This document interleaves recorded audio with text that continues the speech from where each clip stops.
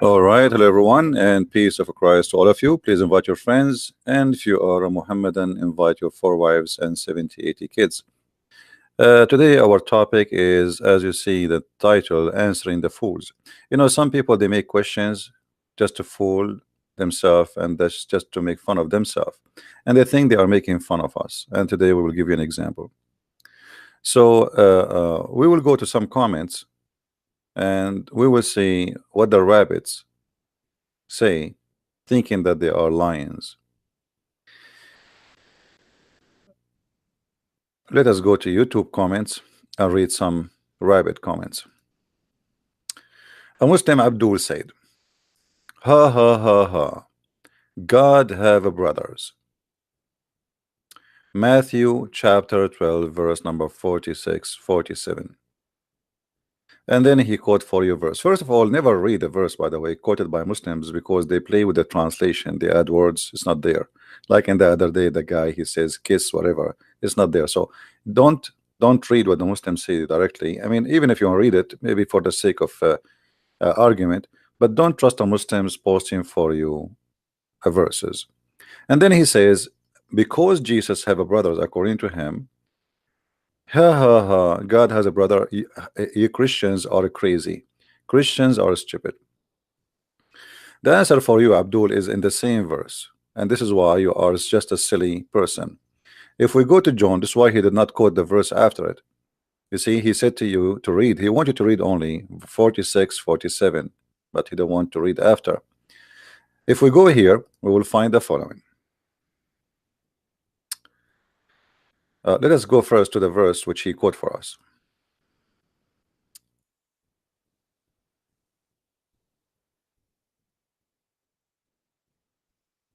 And then we will see why the Muslims he quoted only those verses, because he don't want you to read the verse after it.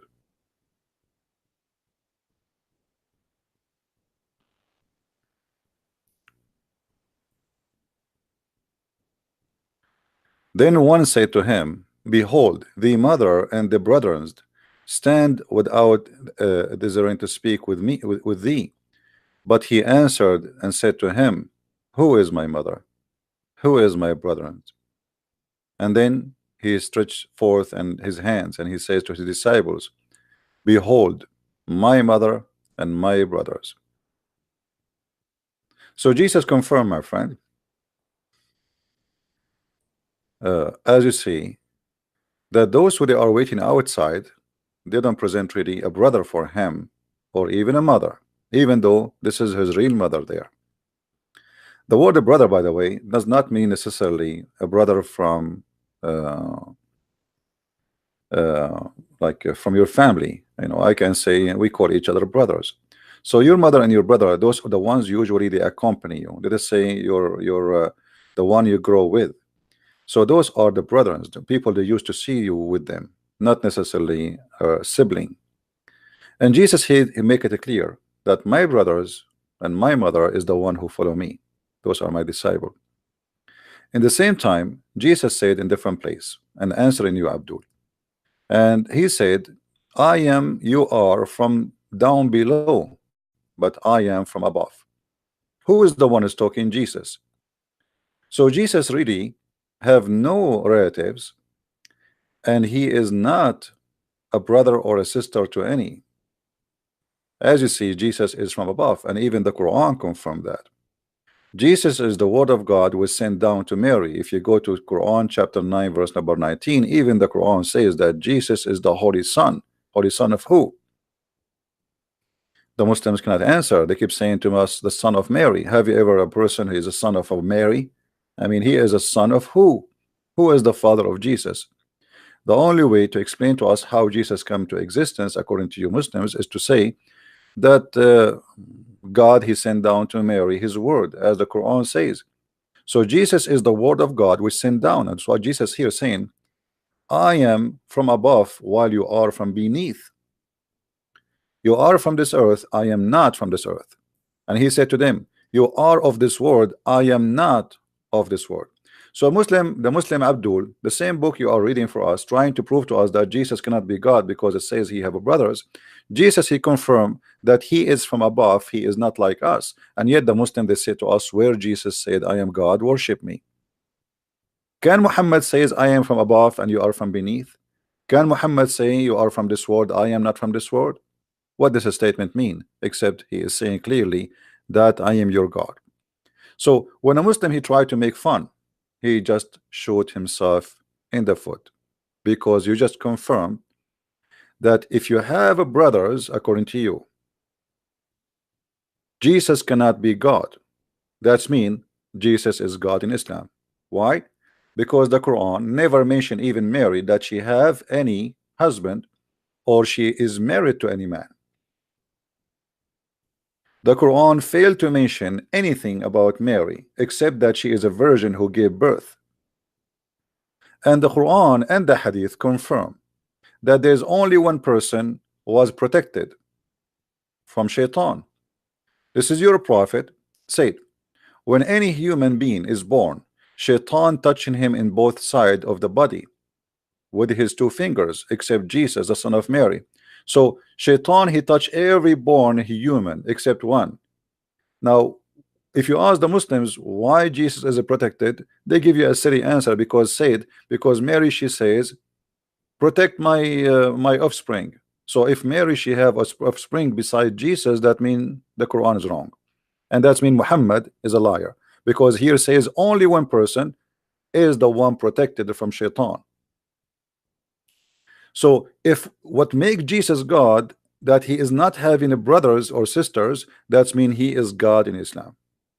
The same argument Muslims they say, if Jesus is God, how God die? God never die, neither in Christianity, neither in the Bible is so clear. What we say that Jesus die, when we say Jesus, the flesh of the man die, but God never die. Even you Muslims, you believe that when a person he die, his spirit still alive, and God is a spirit. Our God is a spirit, not like your God who is not a spirit. The God of Islam, for those who do not know, is not a spirit. But here what we see in front of us, that Jesus is unique in everything. Even shaitan, he cannot make him sinner. The point here of shaitan touching you is to make you sinner. The sin, this is sin. This is how Muhammad explained how you became a sinner, which is very naive story. That when you are born, shaitan right away he touch you, and that means he transforms sin into you. He transformed the nature of sin to you. So by touching you, you became a sinner. So there's only one person is a sin free, that is Jesus. You just confirmed to me that this is Jesus is God, because there's nobody without sin as a man. Even Muhammad, he says, "Kull ibn Adam khata." Every son of an Adam is a sinner. Every son of an Adam is a sinner. So when a Muslim he making a statement about Jesus, thinking that he is being smart, the fact he just proved to us that Muhammad is a liar, and the Quran is a book of deception, and the Quran miss a big part of the story about Jesus, mention nothing about Jesus, and the Quran claimed that Mary, she never have a man ever. So now if Jesus being having brothers will make him not God, that means Jesus must be God in Islam, because Jesus in Islam not only he have no father, his mother never get married, and not only that, she never have other children save Jesus. As you see, this is why only one person, shaitan, could not touch him.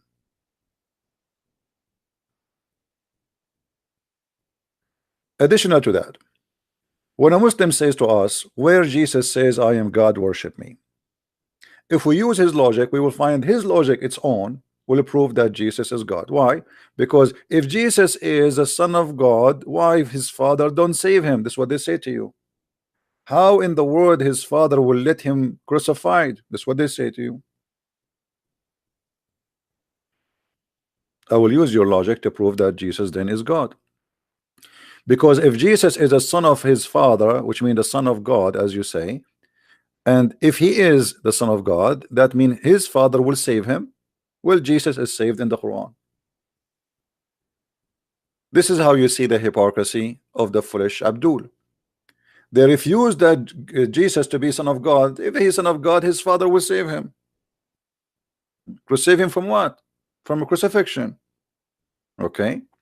So now, if his father saved him from a crucifixion, that will make him God. Yes, that makes sense now, because yeah, his father will save him, but the Quran says that Jesus was saved.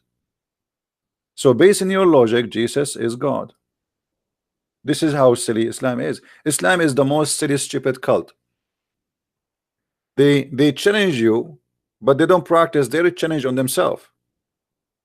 As an example, how Jesus can be God, but he do not know the judgment day. They say that to you. The fact, the same chapter you are quoting for me, it says that Jesus, he knew the judgment day. But the difference between Christianity and Islam, that judgment day is not preset. It is us who decide when the judgment day will happen. Because Jesus said, when you this, and do this, and do this, and do this, which means the whole world became corrupt, and that will make the judgment day come faster. The faster we corrupt this earth, the faster judgment will come upon us. God is about justice, is not a preset. He gave a chance to every human being to take his full time to practice what will make him believer or not believer. So if we say judgment day is going to be now, this is the final dead time, that's mean we did not give a chance to everybody who lived the same moment. There's somebody who's just 18 years old, and there's somebody he is just 70 years old, and there's somebody he is thinking about believing in Jesus. But when everybody became corrupt, which means the majority of the world became corrupt, and those who they are that said corrupt, and which means there's two kind of people is there. There's the corrupt, and there's the one who are following Jesus. Then the judgment day, there's no between. Then the judgment day will come. So the world will become extremely corrupt, to the point those who believe in God, truly believers, are very few, and then judgment will come. This is what happened in Sodom and Gomorrah. If there is 10 believers there, God will not burn the city. So when the Muslim, they say, if Jesus is God, he should know the judgment day, that means Allah is not God too. In the Quran, in chapter of Al-Qamar, Allah, he do not know the judgment day. Can we practice the logic of Muslims on Islam?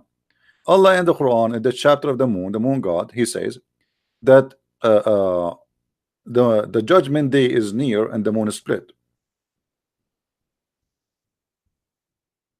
But all of us, we knew there's no moon split, it was just an eclipse, and there's no judgment day come. So it was a false alarm from a false prophet, from a false god.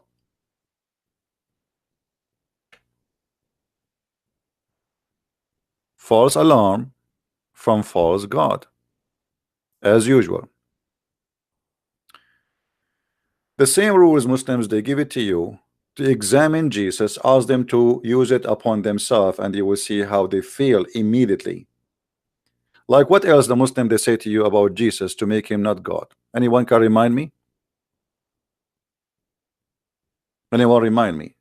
What else the Muslim, they say that will prevent Jesus from being God? What is that? Jesus, he eat? They say that, right? Actually, this is the logic in the Quran. In the Quran, this is how silly the founder of Islam is. He said,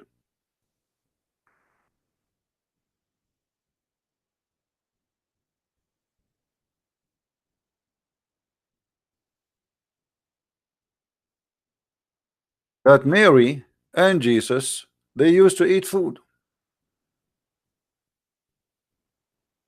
The Messiah, the son of Mary, was no other than a messenger like whom has passed away. By the way, this is a false translation here.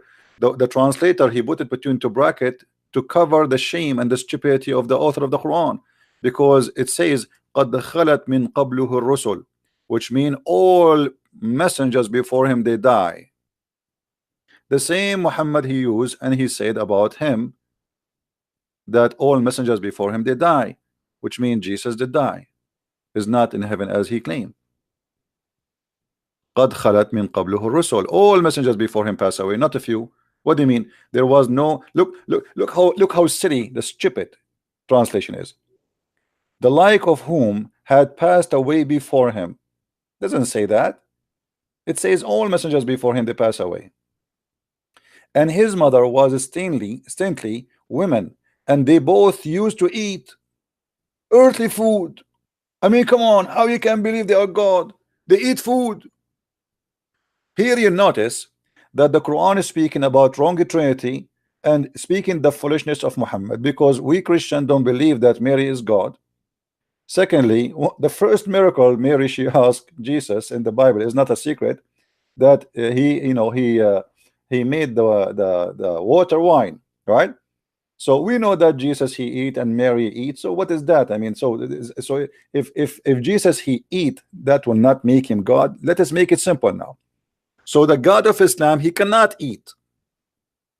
He's called Almighty, but he cannot eat, because if he eats, something wrong will happen. He will get poisoned. He will die. He might choke.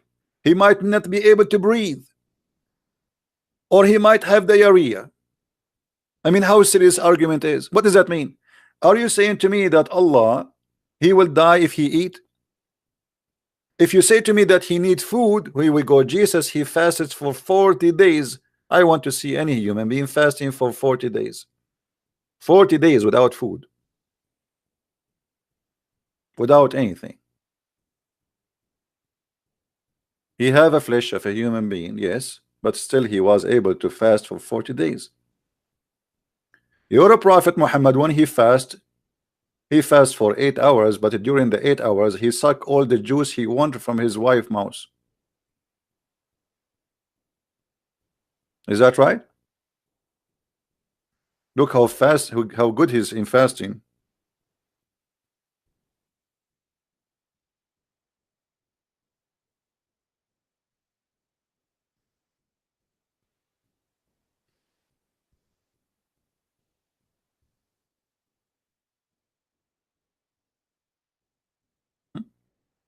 He's really fasting.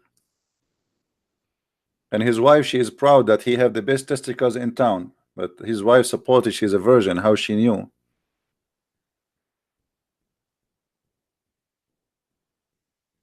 He kissed her and he sucked her tongue. Hmm? The prophet SAWS used to kiss her and suck her tongue when he was fasting. Here, if we compare, we will see that Jesus never had sex, and that's matched perfectly with his holiness. Never have a wife, and never have needs. What is the needs Jesus have really?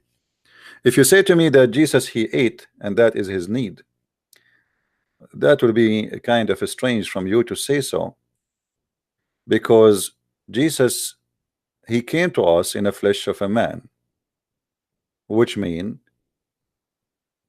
he have the nature of a man, as simple as that.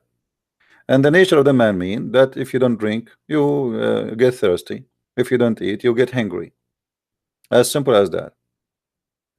The Spirit of Allah came to Mary in the nature of a man. Does that mean that nature it was fake nature? The Quran says no. The Quran says, and his spirit appeared to her as a full figure man.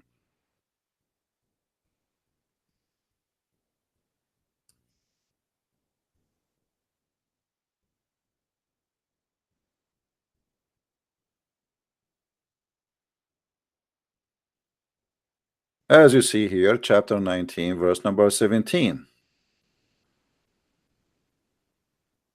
We sent to her our spirit, and he appeared in the front of her in the likeness of a perfect man.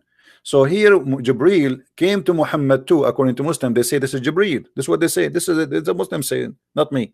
They say this is Jibril. Okay, so when Jibril he become a man, does that mean he's still Jibril or he is not Jibril no more?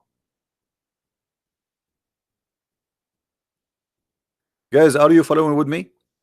When a Muslim he mentioned how God he became a man, he is saying that you cannot be man and God in the same time. Correct? This is the point. You cannot be having two nature.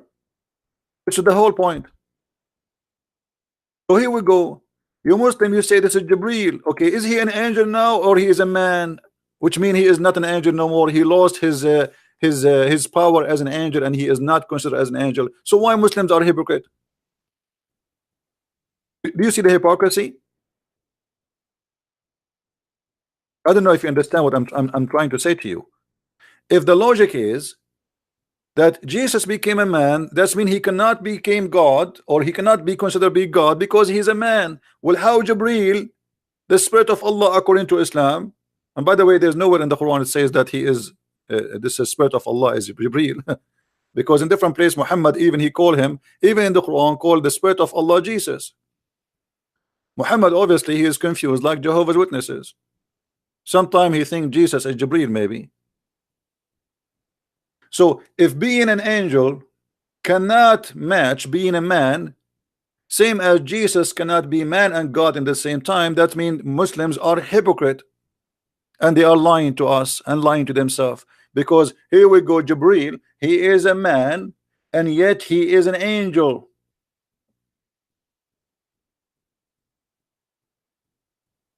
So when a Muslim he says to you how God can be a man, what you as a Christian should say to him, learn how to beat the Abduls from their cult. Don't start explaining to them from the Bible. Don't waste your time. He is not even listening. He's a Abdul. According to his prophet, Shaitan, he pissed in his ears. I can show you the reference. So don't try to explain to somebody Shaitan, he pissed in his ears. What you mean? Get him busted from his book. Are we following, people? A person who Shaitan pissed in his ears, he will not listen. And by the way, I'm not the one who said that.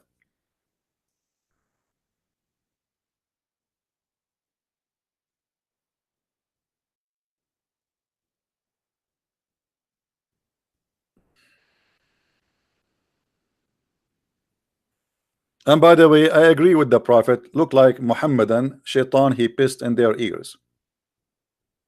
It's so clear and proven by science. Muhammad, he tried to explain the wax in the ears of the people, so he come with this stupid story.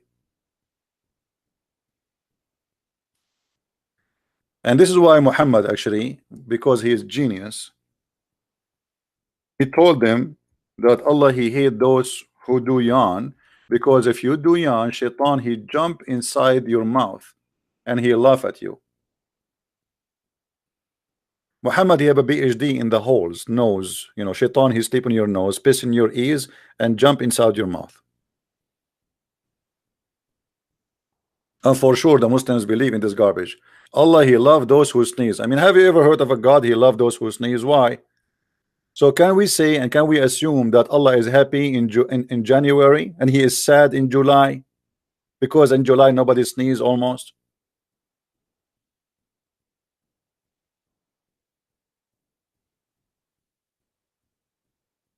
And don't do yawning, because Shaitan, he will jump inside your hole in your mouth and he will laugh at you.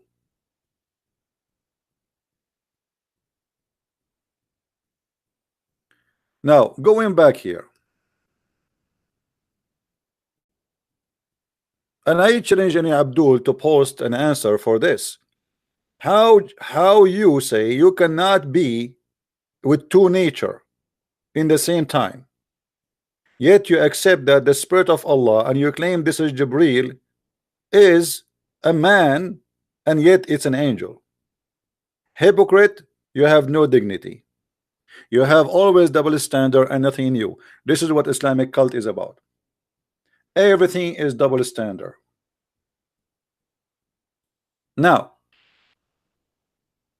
actually, I was planning to go and make a video afternoon, but maybe we will not do it today. We will do it tomorrow. I will change the date because I was planning to stay here for 15 minutes now. Now, as long we are talking about the nature of God, do you even Muslims know the nature of your God? Until now, I ask Abduls, Muhammadan, who is your God? Is he a spirit? They say yes. I spank him. He goes search in Google. He come to me after 15 minutes. He says, I found that Allah is not a spirit. Okay, look at this. Allah is Almighty God. He is not a spirit. He is a physical being. So how Allah is God, but yet he is a physical being? Jesus is a physical being. Do you see the stupidity? If you cannot accept God to be a physical being, then how you accept Allah as God, yet he is a physical being?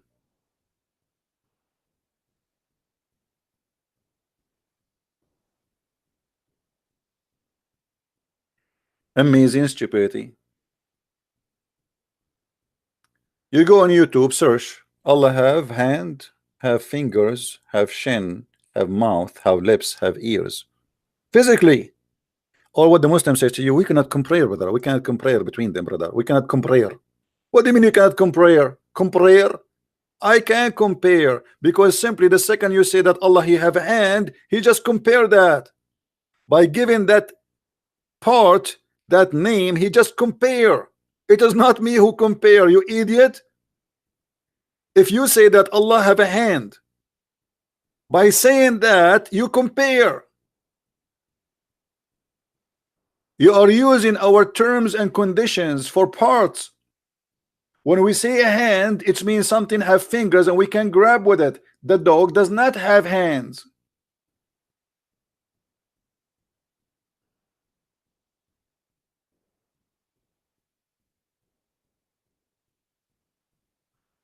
So they say to you, we cannot compare between Allah and his creation. But he did compare himself already by saying, I have a foot. Nice to meet you, Mr. Foot. You will see the sheikh in YouTube saying, and then Allah will show his magnificent, beautiful foot. Those guy. Suddenly the guy is saying his magnificent, beautiful. I mean, how you know she is beautiful? You just said we cannot compare. I mean, look the stupidity. The same video he says to you, we cannot compare between Allah and his creation, is the same video he says his magnificent, beautiful foot. So you just said to me that he's beautiful, and we have many beautiful things around us. We know what beautiful mean. Allah have a foot, but it's magnificent. But who care?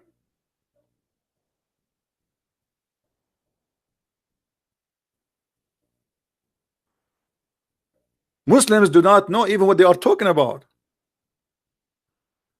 And by the way, Allah himself is an idiot. When they ask Muhammad, what is the spirit? Like the Muslims, they ask them, what is the spirit? They say to you as Jibreel. But you Muslims are ignorant. Allah himself do not know. How you know? If they ask Muhammad, they are asking you about the spirit, chapter 17 verse number 85. They asking thee concerning the spirit, say the spirit by the command of my Lord. Thank you very much. What is the answer? Allah himself do not know. Imagine, guys, somebody he call you from overseas and he say, hey, I have a question, I need really an answer for it. And then you go home and you say, okay, I want to search and I will get you the answer because Allah will give me the answer. And then he go away for 2 weeks, 3 weeks, and then he say, he come over, I get you the answer from Allah. And then you come back, he says, Allah, he says, only Allah knows what is the spirit. Have you ever heard of a cult like this? Well, they are asking you what is the spirit. You say you have little knowledge. This is why they are asking you, supposedly. I mean, do you see how stupid this verse is? They are asking you what is the spirit. You say to them you do not know. This is the answer. You do not know. Allah knows. Okay, so they are asking you what is the answer.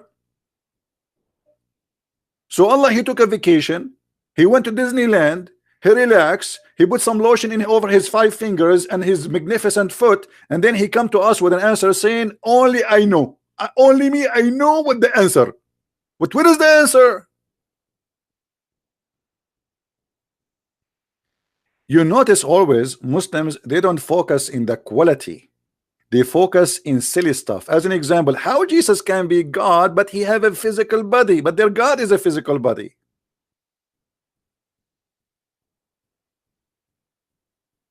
Not only is a physical body, there is 2 Allah.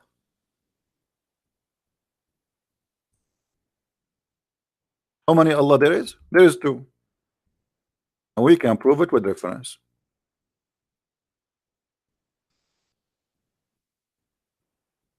Read it. And don't tell me this is weak. This is Sahih al-Bukhari, and this is your Islamic website, and this is your translation. Nice to meet you. I know you will cry soon, and you will say, I don't accept the brother. I don't accept the brother. Yeah.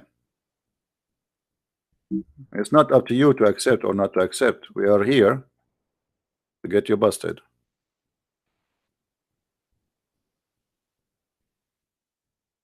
Look at this God. There is two Allah in Islam.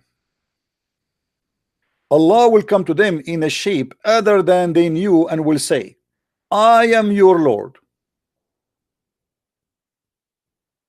And they will say, we kick your ass, you are not our Lord. We spit at you. Get out of here. Do you see it? Abdul, do you see it? Okay. So now let us think about this. Allah, he changed his shape. This is not his original shape, obviously. To the point the Muslims, they get disgusted, like they want to vomit. This is, what is the magnificent foot of Allah? Disgusting. This is the, we want to see the magnificent foot of Allah, the magnificent hand of Allah. This is disgusting, very hairy. So the Muslims get disgusted and they spit on Allah and they say to him, you are shaitan. This is why they say to him, we seek refuge with Allah from you, which means you are shaitan. Okay, what happened here? This is Allah number 2. This is Allah number 2. The proof in front of you. Allah, he come to them in a shape other than the one which what? Which they saw first time. Or the one they knew. This is different shape, different Allah, new Allah. So now we have two Allah. We have Allah the new shape, we have Allah the old shape. Allah the new shape will be rejected. Allah the old shape will accept it. This is why here it says after that, and then Allah will come to them. They say to him, when Allah come to us, or our Lord come to us, we will recognize him. Then Allah will come to them in a shape they knew, and they will say, I'm your Lord. And they will say, no doubt, Abdul, no doubt, you are our Lord. So we have two Allah. Allah with the shape number 1, Allah with the shape number 2. Which one of you worship? Obviously you Muslims accept shape number 2 if we go by order here, and 1 if we go by the logic. So Allah shape number 2 is the one you worship. Allah shape number 1 is the one you reject. So based in your prophet teaching, you have two Allah. Because now what happened to Allah number 2? Question to the Muslims. When Allah became the shape of Allah number 2, what Allah did to Allah number 1? Are you guys following with me? Are we following? What happened to Allah number 1? Did Allah shape number 2 killed Allah number 1? Did Allah put him to sleep? What happened to him? There's two Allah. Based on this is Muhammad talking, not me. When you say to me, Allah, he come to them in a shape other than what they knew, what does that mean? Allah, he go inside the new body? Like a demon?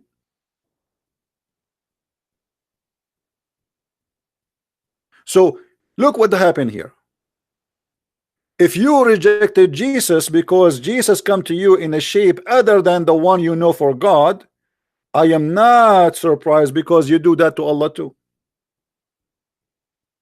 Are you getting my point? Allah, their God, he is their God. They bow down for him 5 times a day, and many fart come out, and gasoline, and disaster drama. You know, you put your head in the ass of the one before you, and the one behind you put his head in your ass. All of this, and then yet Allah, he come to them just because he changed his shape. The Muslims, they spit at him, and they say to him, you are not our Allah. And then Allah, he go home. I came to them in a shape they don't like me. I have to go back now to the old shape. So Allah now, he go back to the old shape and he come to them. how silly, how stupid the story is. And what the point of this story? Anyone can tell me what is the point? Let me explain to you how stupid the story is. If Muhammad telling us from now what we will say, Muhammad is saying us now what we will say. He told us 1400 years ago. So what the point of this story? There's no surprise. If this is hide and seek, Muhammad, he burned the surprise. If the point is Allah will come to them in a shape which they will examine, he will examine their belief if they will worship someone else. Will you burn the surprise? They knew that Allah will come to them in the shape. So now why I want to say to Allah, you are not our Allah, if Muhammad said to me already that this is Allah but he have a new shape? Do you understand, guys, what I'm saying? Why a Muslim, after he read this story, why he will reject Allah if he come to him with a new shape? Muhammad, he just told him he will come to you in a new shape.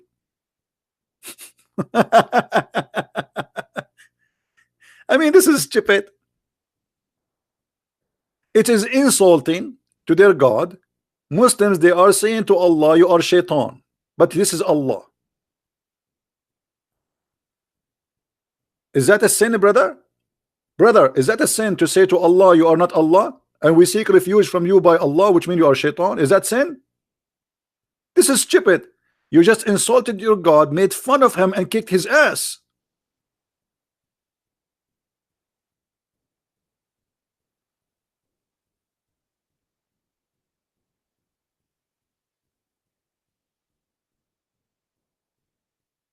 So the Muslims, Abduls, they are very confused about this God. They do not know who is he. If we ask a Muslim what Allah mean, they do not know. What the meaning of the word Allah, they do not know. You see articles saying to you mean the creator. Big false lie. There's nowhere in Arabic it says Allah mean the creator. First of all, this is not an Arabic word. Second of all, it is not Allah. It is Allah, which means God lah, moon God. Third of all, you Muslims are so confused about his nature to the point you do not know who's he. Oh, what you know, he's a physical being, he have no spirit. Third of all, the verses and the hadith in front of us says that you Muslims, you will see Allah. How you can see Allah if nobody can see Allah? And how Allah will come in a shape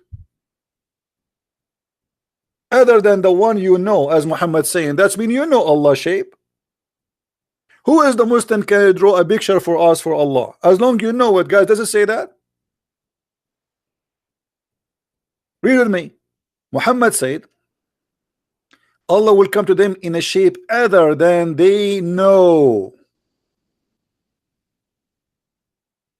What the shape you know? Either Muhammad is making fun of you, or you have to tell me what the shape you know.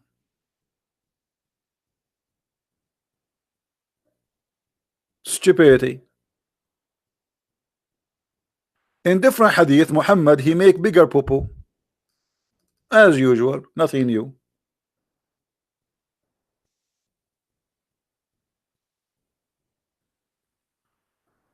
In the translation, they say that Allah will come to them in the nearest pictures that they know. The Arabic doesn't say that. The Arabic, it says He come to them in the picture which they saw first time.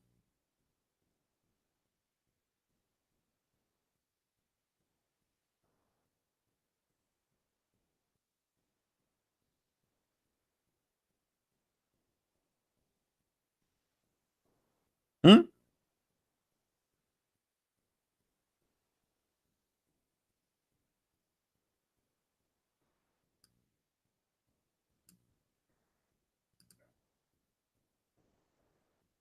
Read carefully with me. في أدنى صورة من التي رأوه فيها. The one they saw him with it.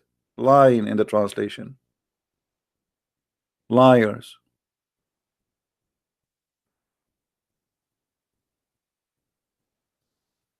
This is why I say always you cannot trust a Muslim translation in anything. So look at this. The Muslims, he is trying to question Jesus about his nature, but he cannot question his equality. He's just a question silly stuff. Jesus, he eat food. Jesus is hungry. Jesus sleep. Allah is always asleep. Allah never wake up. Prove it that he is up. I challenge a Muslim to prove to me that Allah is up. There is no way Allah was up ever, and he says that women's sperm coming from their necklace location. That's not only a guy or a god who is asleep. This is a god who is high with the drugs. Your God, he think the sun set in murky water. He do not know how the birds are created. He knew. I do not know how. He do not know even how birds fly. I mean, this is God. Let us focus in the quality of Jesus and the quality of Allah. The quality of Allah. What is the quality of Allah? Number one quality is stupid, and we can prove it from the first verse in the Quran. If Allah not stupid, he will not say in the name of Allah. You are Allah. If Allah not stupid, he will not say praise be to Allah. You are Allah. You see the Muslim, they say to you, this is a prayer. No, this is not a prayer. This is Allah talking. He did not say to you there, pray like this. Did he? Did he give you this chapter saying pray like this? No. So the quality of Allah, number one quality is a stupidity, and a stupidity is a wide range of stupidity. Science stupidity, history stupidity, names, even Allah cannot quote a name correctly. Isa, who is Isa? Who is Isa? One verse in the Quran he called Ibrahim Ibrahim, and one verse he called it Abraham. Which one of them? I mean, what, he changed his tongue? Israel. Who is Israel? If you read the whole Quran from the beginning to the end, you will not find anywhere introduction to a guy his name is Israel. Who is Israel? The Quran is full of verses keep saying the children of Israel, children of Israel. Okay, who is this guy Israel? Nobody knows. In order to know, you have to read the Bible. Why? Because the Quran is a shish kebab book. Right away in chapter 2 verse number 40, suddenly we hear a story saying, oh children of Israel. Shouldn't you tell us first who is Israel? Who is Israel? They do not know. What Israel mean? They do not know. Who is Jibreel? He is the angel of God. What Jibreel mean? They do not know. Who is Mikael? He is the angel of God. What Mikael mean? They do not know. What Maryam mean? They do not know. What Isa mean? They do not know. What Al-Masih mean? They do not know. What Moses mean? They do not know. What Harun mean? Aaron? They do not know. What Allah mean? They do not know. So what do you know? What do you know? You have just a religion says to us, oh, worship Allah, which he knows nothing. Names he stole them from other religion and he put them in his book, and now we have a religion is called Islam. Nothing, all of Islam is based on in a theft, to the point that the founder of Islam do not know. Shouldn't Muhammad tell us what Jibreel mean? I mean Jibreel, what Jibreel? And why Jibreel have a name Jibreel? Why he don't have an Arabic name? You see, Allah he wrote in his chair the Shahada in Arabic. So why all his angels are not Arab?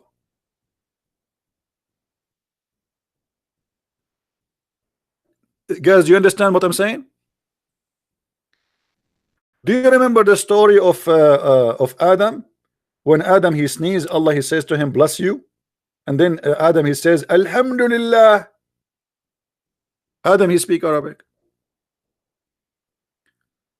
When Allah he forgive Adam, who remember how Allah forgive Adam? Adam he commits sin in heaven, and then Adam he asked Allah for forgiveness. He said to him, please Allah forgive me for the sake of Muhammad. Allah look at him and he opened his eyes like a frog, and he said to him, brother, how you know that someone is Muhammad and yet he is not born yet? Adam he said, Allah, when I sneeze I look up to the chair you have and it says there is no God but Allah and his prophet Muhammad. So I know that he is a very, very close person to you.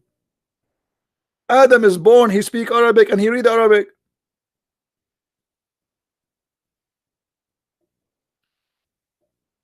So why Allah angels, all of them, they are not Arab and they have no Arabic names?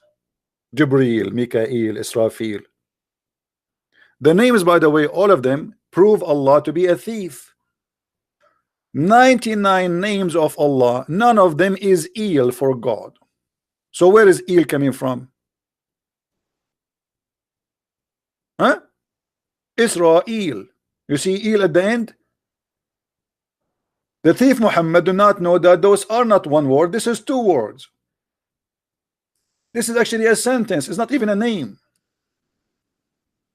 The same as Ishmael, the same as Abraham, the same as Musa, the same as, you know, all of them, they are not really a name. It's a presentation, it's a statement.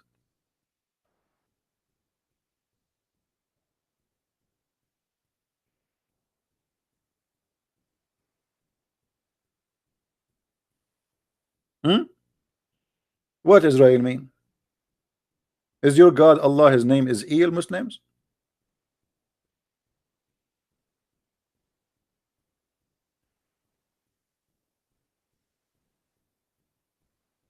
They do not know.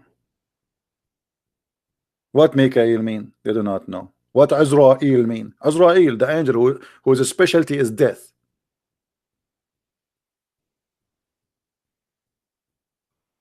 And by the way, the one thing I like about the angel of death in Islam, that he is weak. The Muslim, they make fun of the Bible speaking about that Jacob, he struggled with God, but they don't read this.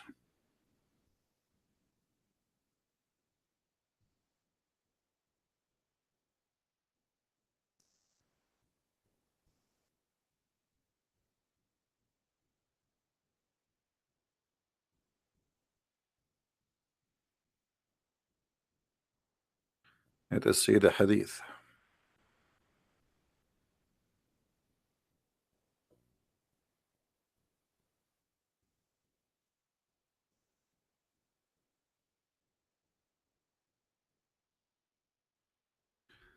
All right.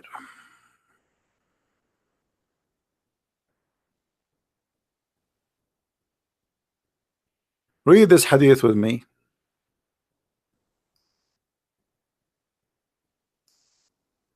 And learn how to live longer.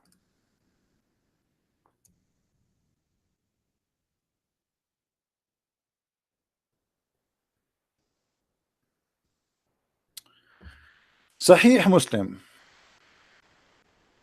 Abu Huraira, the father of the cats, reported that the angel of death was sent to Moses. Sent to him to do what? To take his life from him. All right? To inform him that his Lord summons when he come. Moses boxed him. And his eyes was knocked out. The angel of death came back to Allah and he sent to him, hold on, I need to explain the story in better way. Excuse me, you might not understand my English, so I have to switch to Urdu. Brother and sister, the prophet said that Allah Almighty, he sent his angel Israel to take the soul of a prophet put upon him, Musa. And when the angel arrived to Musa, he had a black belt, and he started boxing him like and the poor angel, he have no match. He is no match to Musa because Musa is very well trained. He went to the Kudi, he went to the training center. He have a black belt, he have yellow belt, he have all kind of the belt, but he don't have underwear. And the brother and the Jibreel, he was there watching. It was like a match between two maths. And then the angel, after he lost the fight with Musa, he went back to Allah and he said to him, you send me to a slave of Allah who don't want to die. Look what he did to me. And brother, here you see the miracle. Allah, he fixed the eyes of the angel Israel, and he put it back, and he fixed his wings because he broke his wing too, and now he cannot fly. I mean, isn't it obvious this is a true story? You sent me to a servant who don't want to die. Allah restored his eyes back. in the proper place. So if you ask me when you are going to die, Christian Prince, I will say to you it's going to take long time before I die based on this, because I have a black belt, I have shish kebab belt, I have all. I will go to the store right now, buy all the belts of boxing. Why Muhammad Ali he die? I mean, who is better in boxing from this guy, this fool who converted to Islam? Box the angel of death. Do what Moses did.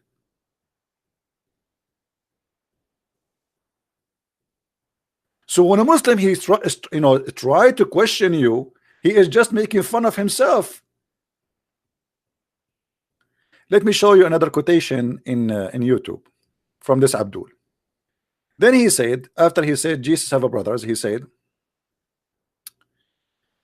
the God of the Bible gave David his master wives. The God of the Bible gave David his master wives. The verse there, my friend Abdul Potato, it says that God saying to David, I gave you all the kingdom of Israel. Read it. Even you posted, you idiot. Which means all the glory of the kings before you, you've been given. But David never have any of those wives for his own. So you have now the control of everything. His kingdom, his throne, all of Israel is yours. And I will even give you more. However, did your prophet says that Allah will give him the wives of other men? You see, you are the one who brought that yourself. Your prophet says that Allah, he promised him to have women, which is really, really crazy to wish to have. Muhammad, he claimed that in the heaven of Allah, he is going to have sex with those following women. Allah will marry him to marry the mother of Jesus. God gave women to David. Look at your sick prophet. Women who pass away long before him, still he will sleep with them. Who are they? Listen carefully. Those are the list of women Muhammad, he will sleep with them in heaven. And some of them he slept with them already. Is it sufficient for you among the women of mankind or Maryam? Muhammad, he claimed he is going to have sex with Maryam. This is how filthy crazy he is. Yes, he is. And then Khadija, his first wife, and then Fatima, his daughter. Muhammad will have sex with his Fatima. Now the Muslim, they say, hold on. It doesn't say he will have sex. What do you mean it doesn't say? It says, isn't it sufficient for you women? And he count the women, and those women, they will sleep with him. Maryam and Khadija and Asiya, the wife of the Pharaoh, and Fatima. Why Fatima is there? Is Fatima owned by Muhammad? So look at this. Actually, if you have my book Sex and Allah, you will see Muhammad, he says to his wife Khadija in the bed of death, he said to her, send my greeting to my wives in heaven. Send what? Send my greeting to my wives in heaven. She said to him, Muhammad, did you marry women before me? He said, no, but those are women Allah promised to marry me in heaven.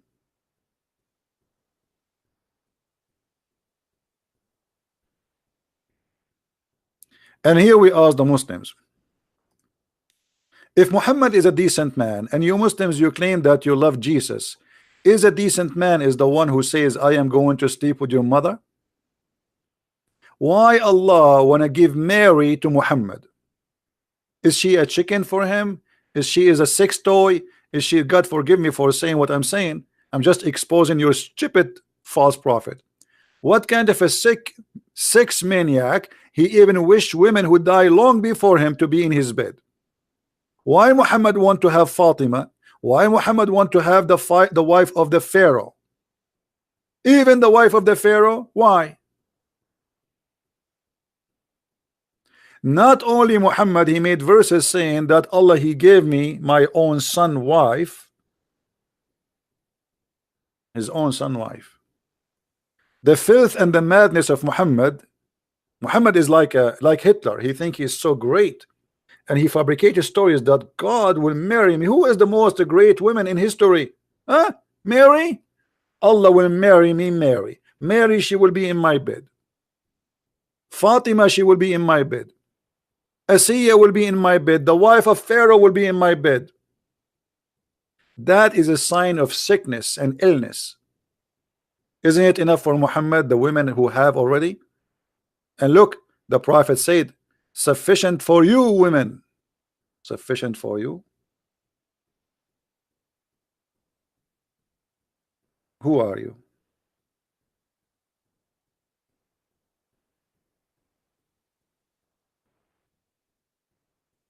If Muhammad was exist today, he will start the first one. He will change the list. He will change Maryam. He will change it to Kardashian,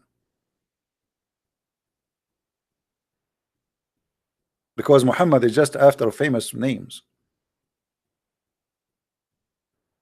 And this is a clear proof that Muhammad is a sick person.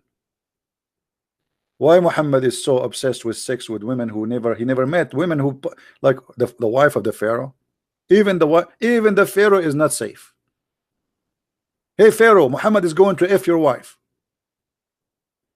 That is a clear sign of sickness and illness, mental illness.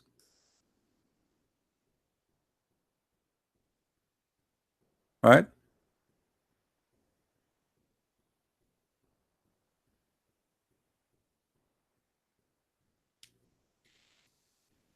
Do we have any Abdul? Isn't sufficient for you? Sufficient, brother, sufficient for you among the women. Well, who are you? Allah is this is why Aisha, she knew that Muhammad is a perverted man. He is not a prophet of God, and he cannot be considered a decent man. So she said to him, Inni ara rabbuka yusari'u ila hawaka ya Muhammad. I see that your God, he rushed into your sexual desire, Muhammad.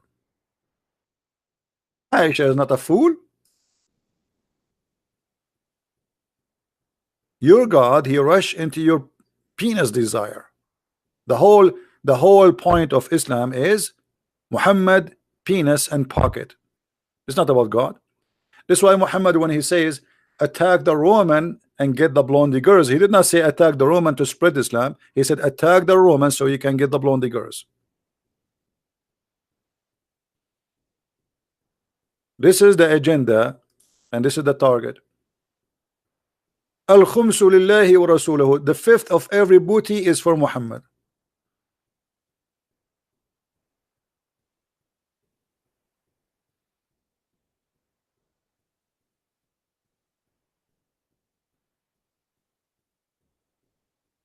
Aisha is not a fool. She noticed that this guy, when he wanna have sex with somebody, he make a verse. Allah is the puppet of Muhammad, as simple as that.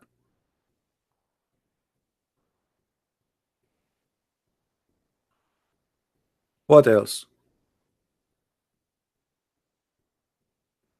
All of Islam is based on the booty.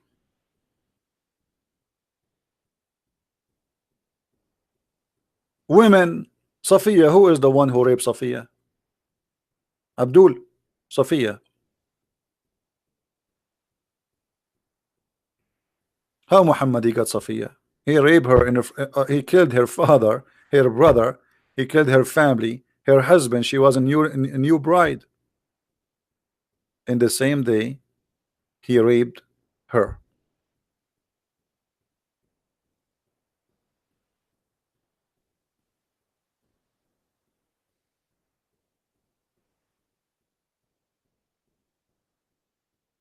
Do we have any Muslim here? So to make it simple today for our topic, Muslims, they try to make Jesus look like he don't have the qualification to be God. But the qualification of God is about Almighty God. He can do whatever he wish. Allah don't have the qualification. The only qualification Allah he have is a stupid statement he say here and there, where he claimed that the sun set in the murky water, where he says that the person, the human being, was a sperm, and then the sperm became a congealed blood. That is a qualification of Allah, which means he's being a fool. When Jesus he speak, he is a very extremely wise. He is sin free. Even Quran chapter 19 verse 19, it says it clearly that he is a holy son. Holy son of who? Holy son of who? Muslims don't have answers. Jesus is the holy son of who? Mary? Isn't it the Quran forbid you from calling people by their mothers? You call them only by their father?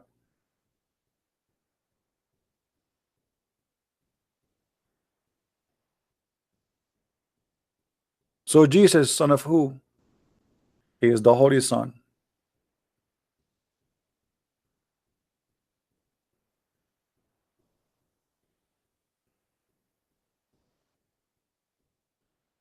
He is the holy son.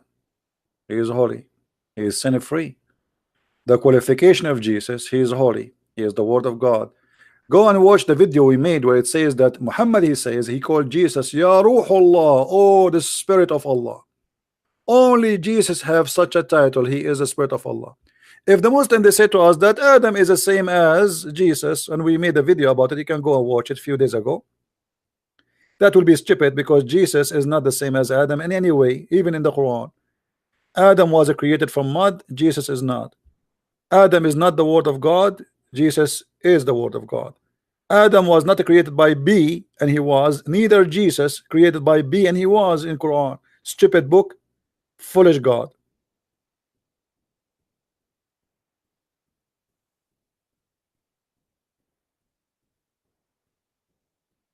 This is why I cannot take the God of Islam seriously.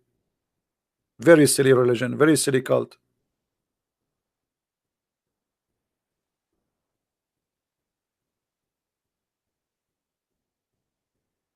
Do we have any Muslim? Any Muslim can tell us why even Allah he think as an example that the Samari he was exist in the time of Moses? Anyone can tell us why Allah he think that Mary she is the sister of Aaron? Anyone can tell us why Mary she have the same name of the father of Aaron? Yeah, because he think they are brothers and sisters. Huh? How many of you so did that making fun of the Bible because the Bible says that God he created the sun in the fourth day? How many of you so did that doing that? Idiot, stupid. This is what his prophet said. You see, always Muslims they make fun of us because they are stupid. They say Didat is a scholar. Didat is an idiot like Zakir Naik. They are just copy paste. They memorize, but they have no knowledge. A million times that he made fun of the Bible, how God created the sun in the fourth day. How that happened? So human and the creature they were alive without. No, the Bible says the first thing God he said be light, and there was. There we have light. Liar. Which means this is not the only source. And God is in the process of a creation. And yet you're a prophet, he copied from the Bible, and you make fun of the Bible, which means you are making fun of your prophet.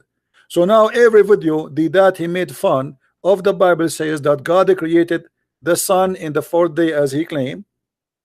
He's making fun in Wednesday here.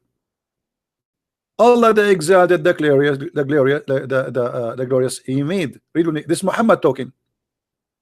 Swearing by Allah, he said, Allah created the clay on Saturday and created the mountains on Sunday, and he created the trees on Monday, and he created untiring labor in Tuesday, and created the light in Wednesday. The Muslims they make fun of you about the Bible saying the light created in such a day.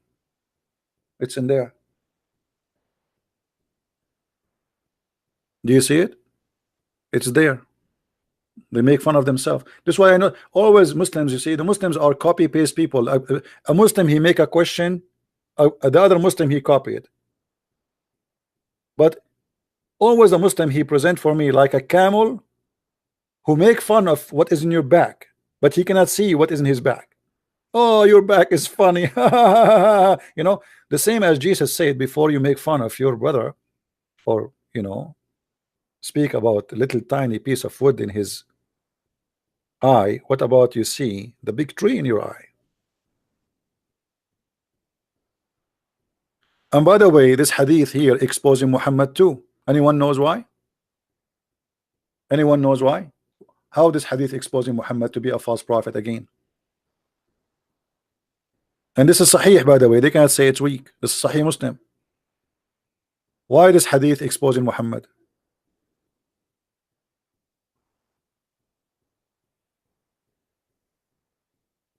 Who knows?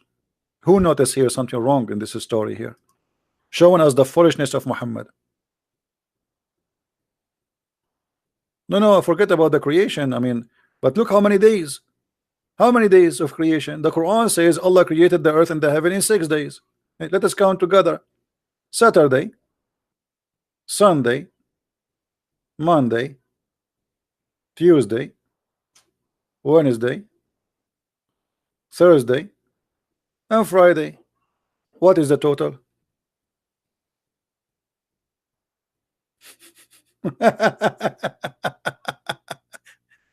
How the Quran says Allah created the earth and the heaven in 6 days, and here we have 7. No, here we have 7, not 8. No. There's different verse in the Quran. There's 2 verses in the Quran. One says 6, one says 8, right? But we will go with the one for 6, or we can go with the one for 8. But anyway, it doesn't match any of them. Stupid. This is what happened when a person is a false prophet. Here we go. Muhammad is counting for us the days of creation. So now they became 7. And what we will do now? This is Sahih. And Allah created Adam a Friday afternoon. And by the way, when Allah was creating Adam afternoon, do you know what happened? Anyone remember? Adam, he said to Allah, finish me before the sun set. Which is hilarious. I mean, Adam is just in the process of making, and now he knew that the sun is going to set. How does this guy know the sun set? And the funny, by the way, the Muslims, they have articles saying the Quran, when Zakir Naik, he made a speech. Brother Titter, in the Bible, it said that God created the earth and the heaven in 6 days. In the Quran, it's used the 6 days, but it means period. It's not about 6 days at 24 hours. So it is 6 period, and it's millions of years. Look at the liar. I mean, look, what a liar. Here we go. Your prophet saying Saturday, Monday, Sunday, Tuesday, Wednesday, Friday afternoon. And then they say that this is the mistake in the Bible. In the Bible it says 6 days, but in fact the Quran says 6 period. 6 period? You are the one who have a period. And you better put a diaper.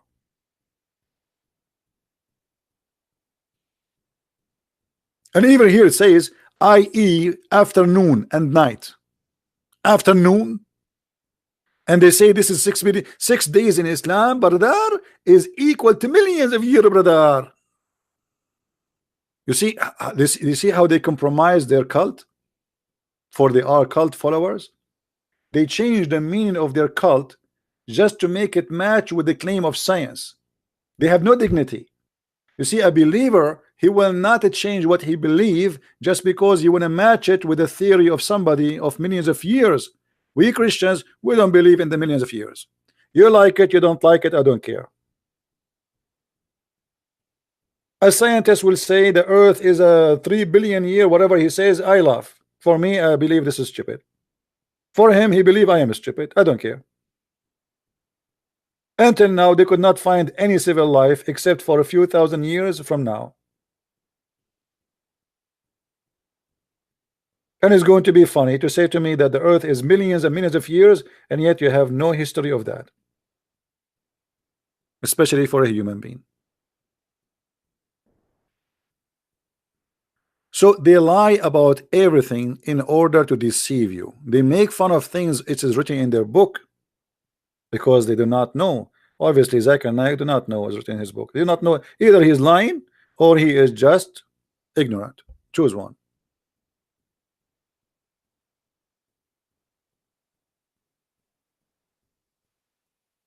If you are a Muslim and you wanna debate me, my friend, you can do that. Just post in my Facebook page that I want to debate you. We click at your Facebook page. We have to see, verify that you are qualified to debate me, which means you have to be a person.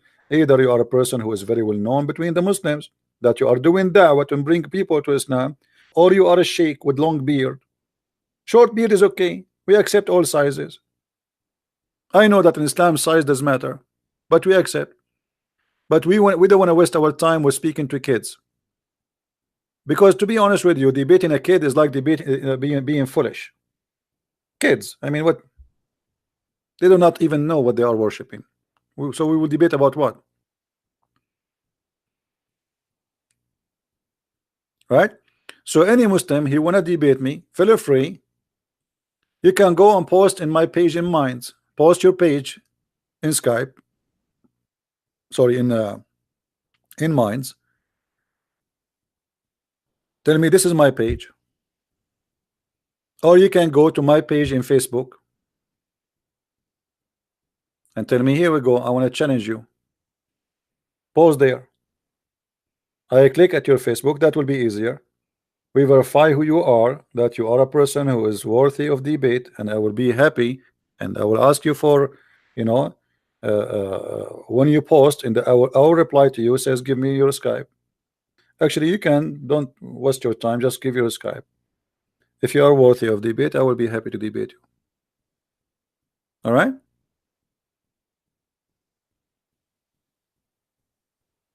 And this is an open invitation for anyone who claim knowledge in the cult of Islam. All right.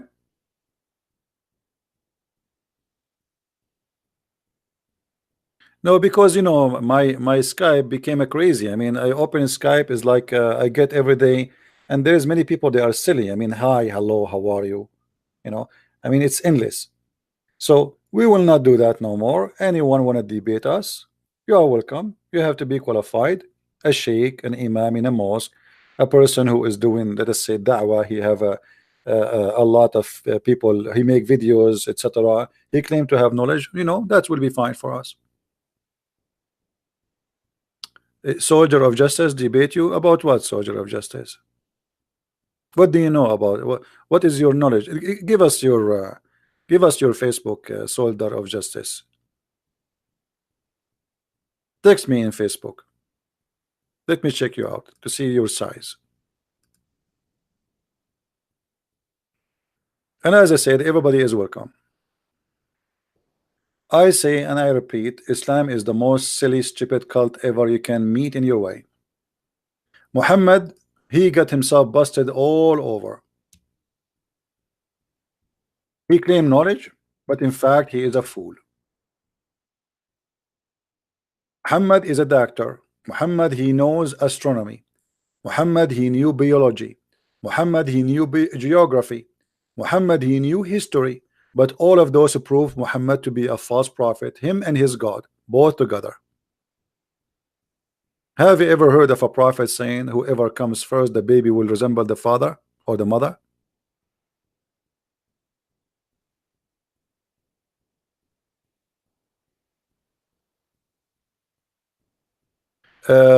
Slick Star, let me tell you how stupid what you are saying. I have my Skype open for the last 2-3 years, and you potatoes don't dare to call me, and now you are saying to me open your Skype, you coward.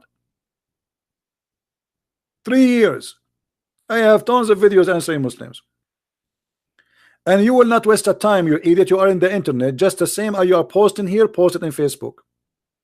Let us see who you are, so we can laugh. Because you see, when you post in Facebook, we will make you famous. We will make you famous. You can't get away with it. After you get busted, everybody will laugh at you. And I love to make you famous. And this is what you are scared from.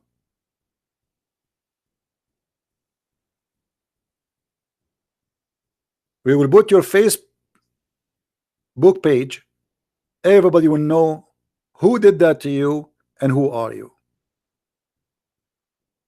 I am here to make the fool famous. Do you dare?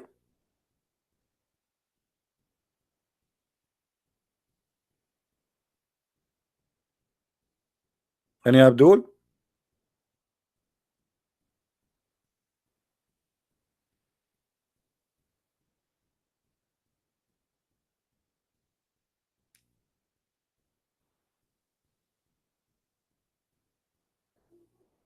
Well, I don't care if you are a Muslim or not. Obviously, you are a donkey looking for attention.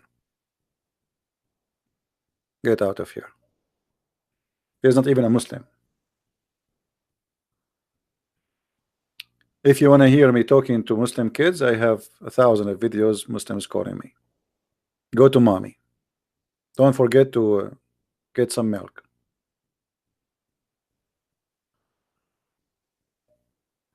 Any Muslim?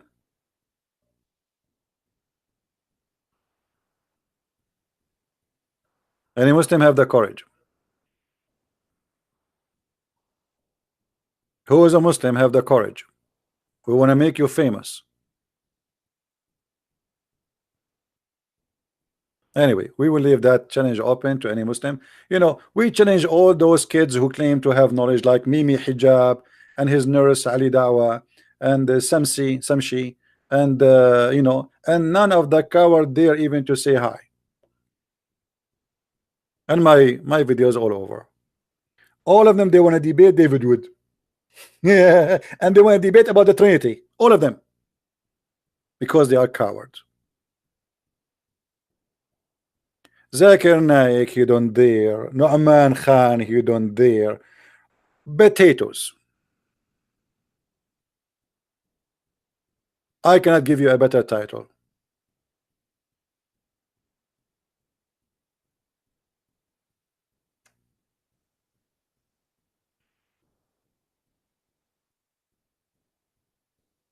And by the way, I mean, this is proven to be that they are cowards, because they received the challenge, even they spoke about me, but yet they cannot debate me. And I will call you. Don't call me. Give me your Skype. I will call you. What I can do more? Give me your Skype. What about those Abdul? They say, okay, I have my Skype open. I challenge Christian Prince to call me. They will not do that.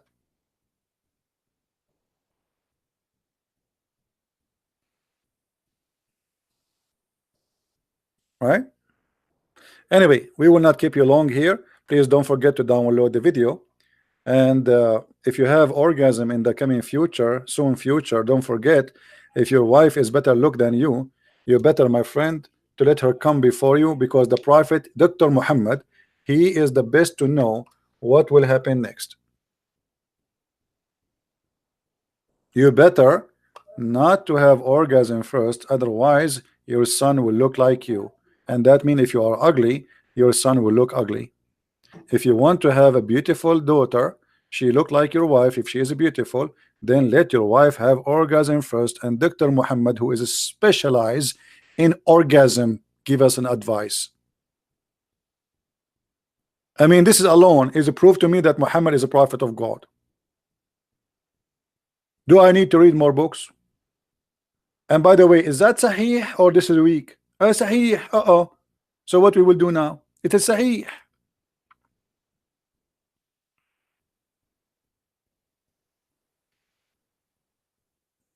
Hmm?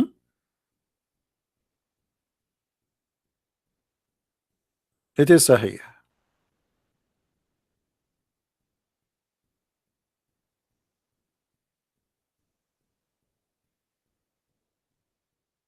Anyone?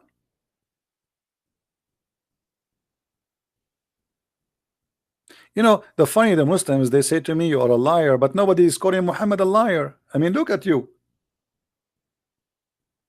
They make videos about Islam and science, Quran and science. Okay, make videos. What about the Quran?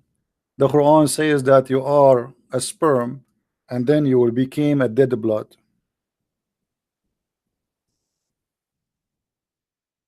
Is that true?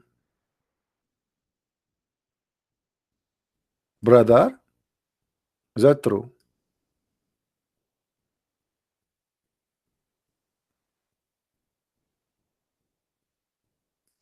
The sperm transform into a congealed blood? That is science. Who is talking Allah? Soon the Muslim they will say this is a weak hadith. This verse is rejected.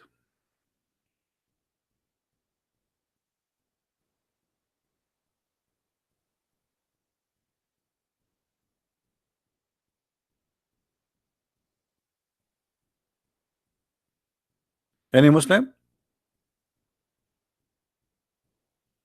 According to science, the first thing you are a sperm, and then the second thing you became a congealed blood, and then you became a lump, and then you became a lump, and then you became a bones, and then he closed you, he closed the bones. Is that science? The Muslims they have tons of article trying to fool you about science in the Quran.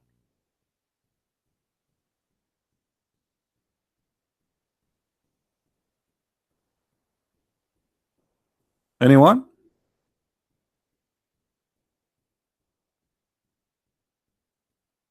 This is science? Hmm.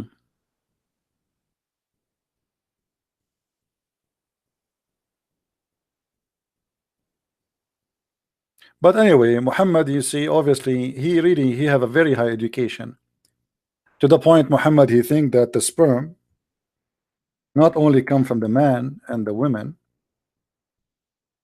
the man from the backbone, which is very funny, and the women from her breast, but yet Muhammad, he believed that the sperm live for 50 days.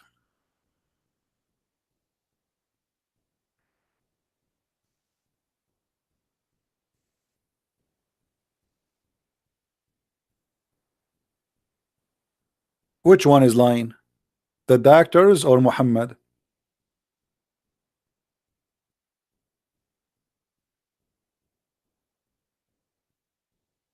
Muslims? Which one is lying? The doctors or Muhammad? By the way, maybe he's talking about Arab people like us, because we Arab, our sperm live for long.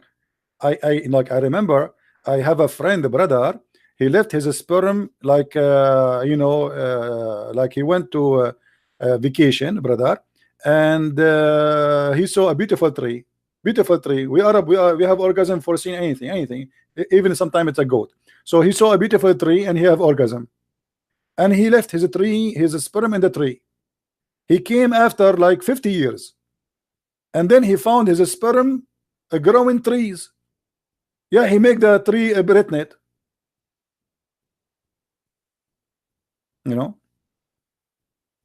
true story. 50 days. I mean, Muhammad almost so close. If he just take the zero, almost he is right. And instead of Muhammad saying 5 days maximum, he says 50 days. And look here, the Prophet, he is so honest. He says 40, 50, like, I am not sure because Allah did not tell me the exact, but he told me between 40 and 50, brother. I mean, look at the honesty here, and look at the details. Like maybe 45, 46 days, 48 maybe, but it can be 52, 50. Yeah, it can be 52. It's possible. Like depend in your the strength of your sperm, brother.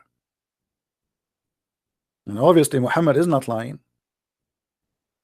The Muslims, they don't make fun of Muhammad. Is that sahih or this is weak? Sahih. So what we will do now, it is sahih. It is sahih.